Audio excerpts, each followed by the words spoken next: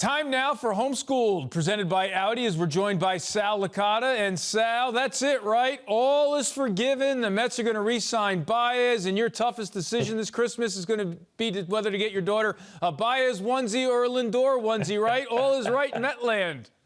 Look, they did what they had to, Eamon, going out there and addressing it and acknowledging why they were wrong and apologizing. That's it. Fans don't want this to drag on. Fans don't want to boo. Believe it or not, the players can get caught up in that stuff. We just want to go out there and watch that team play good baseball and go out there and win. They did what they had to do against a lousy Marlins team, and you give them credit. Hopefully everybody can just move on now and go focus on the final 30 games of the season and see what they can do as far as getting back in the race in the National League East. But the apologies needed to be said. They were said. Move on. Go play baseball. That's what everybody wants.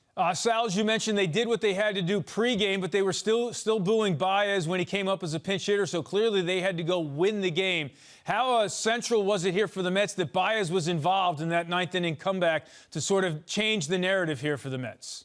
I thought it was great, and that's why you love sports, right, Eamon? I mean, who would think second and third, Javy Baez up with a chance to tie the game, and then he had scoring the winning run, sliding head first. His speed kills. We've seen that. That's why you love the Mets acquiring a player like Javy Baez. I know he leads the league in strikeouts, but he also does some things that this ball club doesn't do. He's got the power, and he's got excellent speed. He's an electric player. When he's going well, he's fun to watch. So it was great to have him be up in that moment. You know, Conforto, a guy who's heard the bulk of the boos this year, too. He contributed, obviously, with a big hit. It was nice to see those two guys being big factors in the Mets' comeback win. You know, Sal, as we've discussed earlier in this week, this is really a bigger issue for Francisco Lindor because you know he's going to be here for a long time, and everyone sort of thinks that, you know, he was the guy who sort of started the thumbs down issue. Obviously not a big role in the doubleheader, but, you know, how do you think the month of September, how important is that for Lindor and his situation here in New York and being embraced by New York?